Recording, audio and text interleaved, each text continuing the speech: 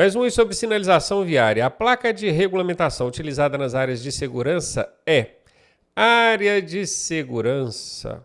Preste atenção nisso. São áreas onde o poder público, ou órgão com circunscrição sobre a via, o órgão que administra aquela via, não quer que você imobilize o veículo ali. Em frente a um banco, em frente a uma delegacia, em frente a um fórum.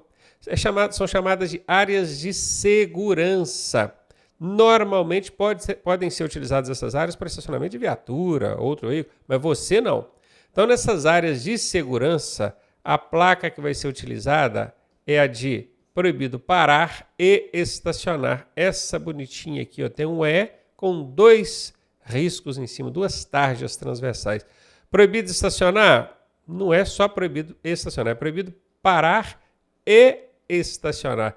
Essa é a placa utilizada nas áreas de segurança. Letra B de bola a resposta. Sinalização viária. As placas indicativas são divididas nos seguintes grupos. A primeira coisa que a gente precisa lembrar é que a sinalização vertical, que são as placas, elas são divididas em 3 grupos. Regulamentação, que são aquelas que têm o formato circular com a borda vermelha. A advertência, que é aquela que tem o formato quadrado, colocado em posição vertical, de cor amarela. E as indicativas. Essas indicativas que a questão está trazendo aqui, ela tem subgrupos. Tem vários tipos de placas dentro desse grupo indicativas. E é isso que a questão está pedindo. Identificação, sim, ela identifica. Você está na cidade de Belo Horizonte, você está na cidade de São Paulo, ela identifica um local. Orientação de destino, sim, tem isso também dentro das placas indicativas. Olha, a cidade do Rio de Janeiro fica para lá, orientando o destino. Educativas, é uma placa retangular com uma frase dentro, motorista, dirija com cuidado, por exemplo. Serviços auxiliares também são aquelas azulzinhas que vêm às margens das rodovias, dizendo, tem posto de combustível, área de estacionamento, hotel, restaurante, não é? Atrativos turísticos são aquelas marronzinhas que falam praia, cachoeira, área de campismo. Postos de fiscalização, PRF, coisa e tal. Essa aqui é a resposta, tá? As placas indicativas elas são divididas exatamente dentro desses subgrupos aqui. Exatamente esses, todos estão aqui. Se você não sabia disso e tivesse que chutar essa questão, você poderia usar aqui a técnica do elefantinho. Por que a técnica do elefantinho? Elefantinho é um bicho grande, não é? É aquela questão aquela alternativa, né, que destacadamente ela é maior do que todas as outras. Olha só, essa letra A aqui vem uma linha inteira até cá no final, olha. E outra linha até para frente do meio, ó, bem grande. Enquanto as outras aqui só vem até aqui, ó. Ah, professor, mas aqui também tem 2 linhas. Beleza, mas a de cima não foi até o final e a de baixo não foi nem até o meio. Então, qual que é o elefantinho dessa turma aqui? A letra A. Tem essas técnicas de chute, tá, gente, que você aprende aqui com a gente, tá? Tem várias delas. Se você não soubesse a resposta e tivesse que chutar, aqui se aplicaria a técnica do elefantinho, que é a alternativa maior. Letra A. Sinalização viária é o tema dessa questão. Marque a alternativa certa. A linha contínua de cor amarela separando a pista sinaliza que, se ela é contínua, é porque ela proíbe ultrapassar. Então, contínua proíbe ultrapassar. E amarela significa que é mão dupla. Ou seja, sentidos opostos. Vamos ver se tem alguma alternativa que bate com isso? A via de mão única? Não é de mão dupla, nós já descobrimos isso, então aqui está fora. É permitido ultrapassar? Não é proibido ultrapassar, então aqui está fora.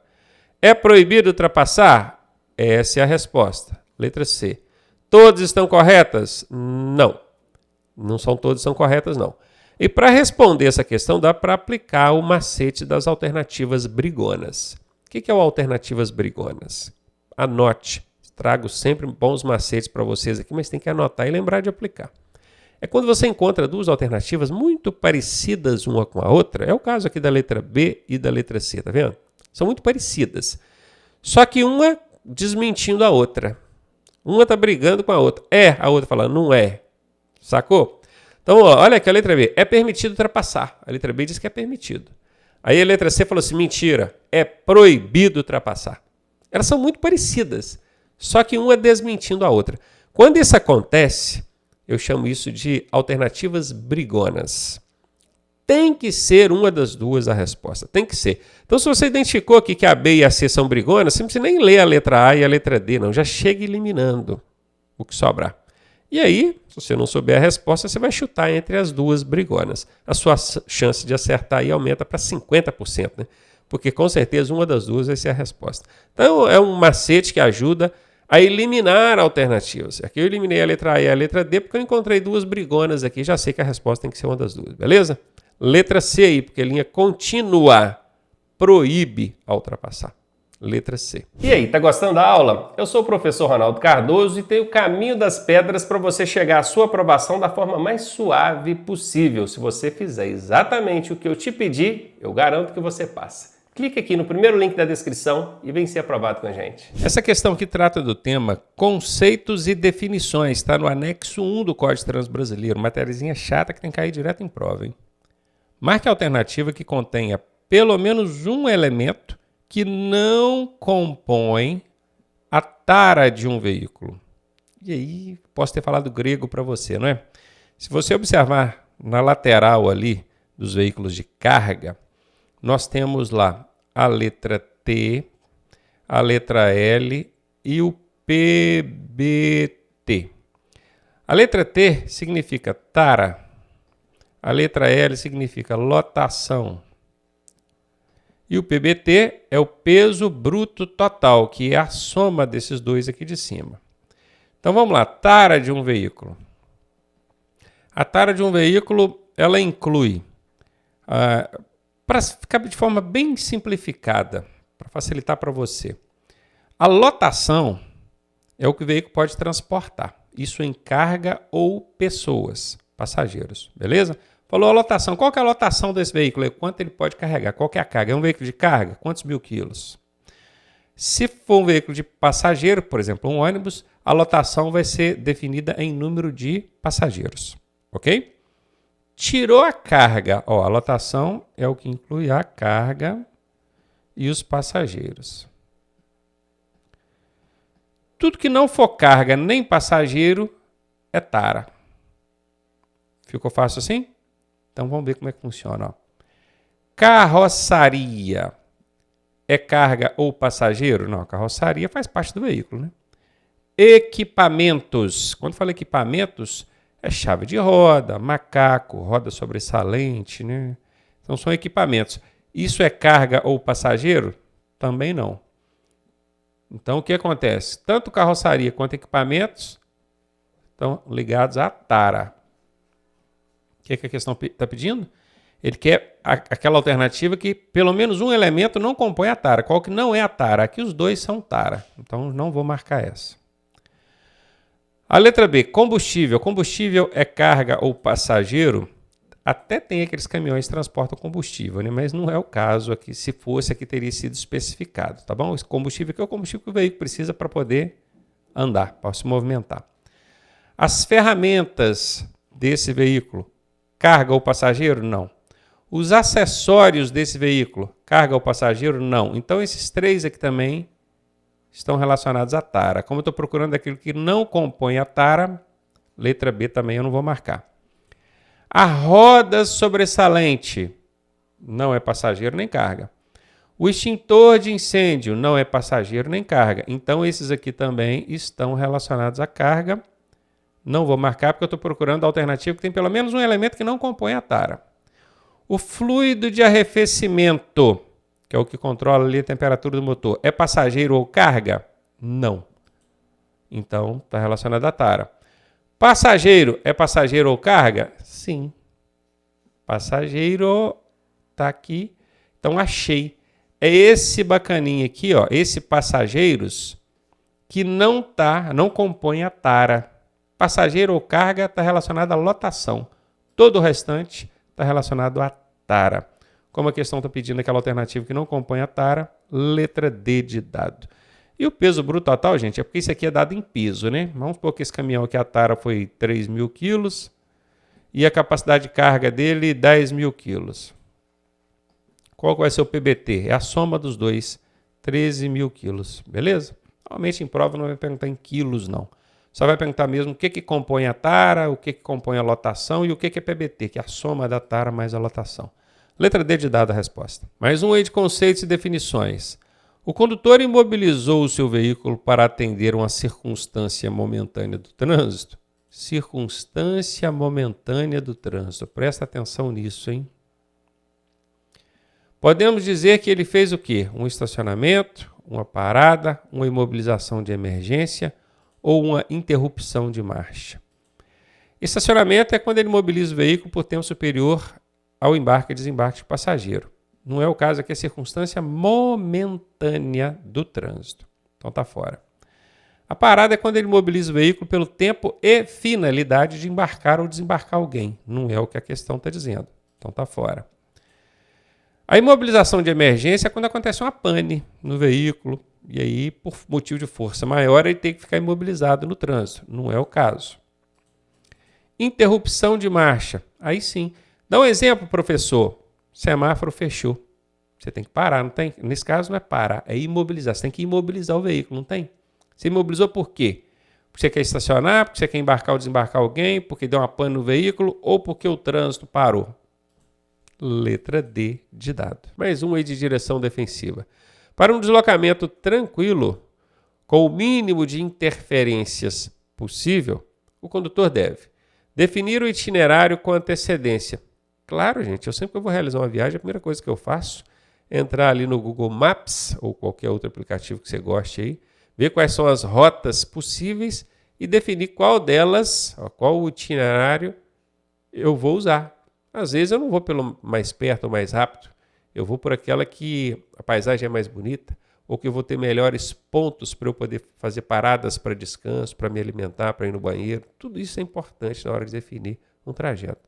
Mas definir com antecedência, é claro, esse é um ponto interessante para você ter um deslocamento tranquilo com mínimo de interferência. Evitar indecisões nos cruzamentos. Sim, eu estou dirigindo, se eu chego num cruzamento e fico indeciso, evitar indecisões é bom. Ter rotas alternativas de trajetos, bom também. Imagina que você vai chega em um determinado ponto, a ponte tal lá caiu. Ou aconteceu um desmoronamento, tem barranco dentro da pista. Como é que você vai fazer? Vai ter que voltar todo o trajeto ao estaca zero? Então você tem que ter rotas alternativas. Pense nisso também. Serve. Todas alternativas acima? Sem dúvida. 80% das vezes que aparecesse todas aqui, essa é a resposta. Então se você estava em dúvida, pronto. Esse é o macete que você vai usar para te convencer. Mais um aí de direção defensiva. A inabilidade para executar uma manobra arriscada significa inabilidade. A gente tem habilidade. Quando tem esse in antes aqui, o in significa não, ou a falta. Então, a falta de habilidade para executar uma manobra arriscada, e lembrando que esse arriscado aqui não quer dizer necessariamente uma manobra proibida. A ultrapassagem, por exemplo, é uma manobra arriscada. Mesmo que seja num trecho permitido, é arriscada. Não é qualquer motorista iniciante que tem segurança para chegar fazendo uma manobra de ultrapassagem. Confere? Então, não quer dizer que o arriscada seja necessariamente proibido. Se for proibido, você nem vai fazer. É permitida, o trecho oferece condições, mas é arriscada a ultrapassagem. É só um exemplo. Então, a falta de habilidade para executar essa manobra significa o quê? Imperícia, imprudência, negligência ou ato inseguro. Aí são aquelas três irmãzinhas que a gente estudou em direção defensiva, né? Imperícia, imprudência ou negligência. Lembra? Chatinho de guardar, né? Pois é. O ato inseguro, atos são ações do motorista. O ato inseguro está diretamente relacionado à imprudência. Então, essas duas aqui, são irmãzinhas, gêmeas, siamesas. Se uma for a resposta, a outra também tem que ser. Como não pode ter duas respostas, eu já vou eliminar as duas. Eu já sei que não é essa que a questão está querendo. Porque se eu marcar B, eu tenho que marcar D também. As duas são irmãzinhas, entendeu? Não dá. Então, essa falta de habilidade seria imperícia ou negligência? Tá vendo esse in aqui, In quer dizer falta de alguma coisa. Aqui é a mesma coisa. Ó. Esse in, que apesar de aqui ser com N e aqui ser com M, porque vem antes do P, né? Quem conhece aí as regrinhas de ortografia da língua portuguesa sabe que antes de P e B é letra M, né? Pois é, mas tanto esse in aqui quanto esse in aqui representam falta de alguma coisa. Então pronto, aqui já entregou pra gente, ó. Falta de habilidade, falta de perícia. E esse perícia é exatamente isso, é falta de domínio, falta de habilidade com determinado veículo, ou equipamento, ou aparelho. Eu não vou tocar piano por quê? Porque eu não tenho perícia para poder tocar piano. Eu não tenho habilidade, sacou? Então é isso, a falta de habilidade é a falta de imperícia. As duas aqui são irmãzinhas, essa aqui é a resposta. Professor, e o que seria a negligência? A negligência é quando o condutor ignora condições perigosas. Por exemplo, o pneu está careca, ele sai com o carro assim mesmo. O farol está queimado, ele sai com o carro assim mesmo. Está chovendo muito forte, ele sai com o carro assim mesmo. Está com sono, cansado, estressado, preocupado, mas sai dirigindo assim mesmo. Então ele está ignorando, não estou nem aí para isso, ignorando situações perigosas, condições adversas. Isso é negligência. Imperícia aqui é a resposta dessa questão. Direção defensiva. Enxergando o perigo com antecedência, você estará prevenindo contra condutas perigosas de outros ou dos pedestres? Sim, se você prevê que um pedestre distraidamente está vindo mexendo ali no celular, ele pode entrar atravessando sem olhar o trânsito, o fluxo ali de veículos, e você enxerga esse perigo com antecedência, você está prevenindo essa conduta perigosa do pedestre. Esse aqui vale, dá ok. Estaria, então, também prevendo a falta de atenção de outros condutores? Da mesma forma. Da mesma maneira que você consegue prever a falta de atenção de um pedestre, você consegue prever também a falta de atenção de outros condutores. E isso é enxergar o perigo com antecedência. Se A está certa, B está certa, tem que ser D. Todas as afirmativas estão corretas. E aquela dica que eu sempre passo, né? Quando aparece esse todas aqui, é 80% de chance desta ser a resposta. Ou seja, apareceu todas na letra D aí. De cada 10 vezes que você usar ela como resposta, 8 vai dar certo, 2 não. Isso é em média, tá? É um macetaço que tem 80% de aplicabilidade, não esquece disso não. Meio ambiente. O Proconv determinou a adição de álcool à gasolina para quê?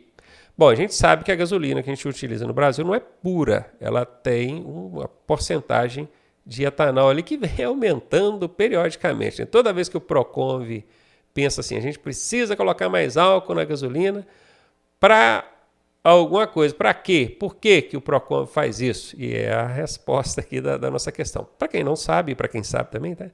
Proconv significa Programa de Controle da Poluição do Ar causada por veículos. Programa Controle Veículos, Proconv, Programa de Controle dos Veículos quanto à poluição do ar, tá? Poluição do ar. Proconv, não se esqueça, tá? Então o Proconv determinou a adição. Você coloca gasolina, coloca etanol nessa gasolina aí para quê? Para aumentar o rendimento do combustível? Não é. Para economizar derivados de petróleo, é gasolina? Não é. Para dar vazão à produção de álcool, ou seja, para estimular a produção de álcool no Brasil? Não é. Para diminuir a emissão de poluentes? Essa é a resposta. Por quê? Porque o álcool polui menos que a gasolina. Então, quando você adiciona álcool à gasolina, você tem uma mistura ali menos poluente do que se fosse gasolina pura. Ah, professor, mas isso aí tem os efeitos colaterais, tem os contras disso aí. Eu sei que tem, tudo na vida tem. Mas o Proconv entende que adicionando álcool à gasolina, você vai ter aí uma menor emissão de poluentes e isso é bom para o meio ambiente, por isso a gente é obrigado a usar essa gasolina não pura, ela é misturada com etanol. Professor, não seria melhor então estimular somente a utilização de álcool ou etanol ao invés da gasolina? Sim, mas entraria outras questões comerciais aí, né? Isso não seria bom para as finanças do país. Primeiros socorros é o tema dessa questão e ela nos diz o seguinte: na impossibilidade da presença do resgate, ou seja, não consegui acionar o resgate, o lugar não pega telefone, não passou ninguém que eu pudesse pedir para transmitir a mensagem lá para o socorro especializado, eu estou sozinho aqui. O socorrista deve dar prioridade a quê? Lembre-se que prioridade começa com PRI, e PRI é de Primeiro. O que eu vou fazer primeiro? O resgate não pode vir, que eu não consegui acionar. Então, o que eu devo fazer primeiro? No atendimento a lesões contundentes. Ele deve dar prioridade no atendimento a lesões contundentes. Lesão é um tipo de ferimento qualquer. Contundente é uma lesão mais grave. Eu devo dar prioridade para essas lesões mais graves. Vamos botar um osso que quebrou, fratura exposta. É um exemplo de uma lesão contundente. Eu tenho que dar prioridade a isso? Para eu saber se é prioridade ou não, eu tenho que comparar com as outras, né? Para saber qual que eu atendo primeiro. Vítimas com queimaduras de 1º grau. Se fosse pelo menos uma queimadura de 3º grau, que eu veria que é uma coisa mais grave, eu pegaria ela, né? Mas entre uma lesão contundente e uma queimadura de 1º grau, que é uma queimadura superficial, qual das duas você atenderia primeiro? A contundente, não é? Então deixa eu eliminar essa letra B aqui já de uma vez. Entre essas duas, eu fiquei com a letra A. Mas ainda tem mais letras para a gente analisar. Vamos lá. Em caso de hemorragia abundante. Hemorragia é perda de sangue. A pessoa teve um corte ali, um ferimento, está perdendo sangue. Abundante, está perdendo muito sangue. Sacou? Entre uma hemorragia abundante e uma lesão contundente, um osso quebrado, qual das duas você atenderia primeiro? A hemorragia abundante, não é? Então a letra A perdeu para a letra C. Nesse momento, o que eu vou atender primeiro é a letra C. Vamos analisar agora com a letra D. Eu devo dar prioridade, então, a mulheres grávidas. Tem muita gente que na prova marca essa resposta. Por quê? Porque ele se sensibiliza. Ele cai no truque do politicamente correto. É um idoso, é um velhinho. É uma PCD, uma pessoa com deficiência. É uma criança, é um bebê. É uma mulher grávida. Aí o politicamente correto, aquela ideia de politicamente correto, te leva a pensar assim, eu vou atender essa pessoa para eu ficar bonito na fita, só eu dei prioridade para a pessoa grávida. Só que isso é um equívoco. Na prestação de primeiro socorro, uma mulher grávida não é critério de prioridade. Uma pessoa idosa não é critério de prioridade. Uma criança, um bebê não é critério de prioridade. Porque às vezes é uma mulher grávida, um idoso, é uma criança, um bebê, uma PCD, que é a pessoa com deficiência, mas que não tem problema nenhum. Ela estava lá envolvida entre as vítimas, mas estava com um arranhadinho leve. Aí só por causa que ela está grávida, você vai atender ela e vai deixar o outro com hemorragia morrer? Viu? Como é que funciona? Então, entre uma pessoa com hemorragia abundante e uma mulher grávida com a lesão superficial, coisa simples, eu vou eliminar a letra D e vou ficar com a letra C. Aprenda a fazer essa análise, hein?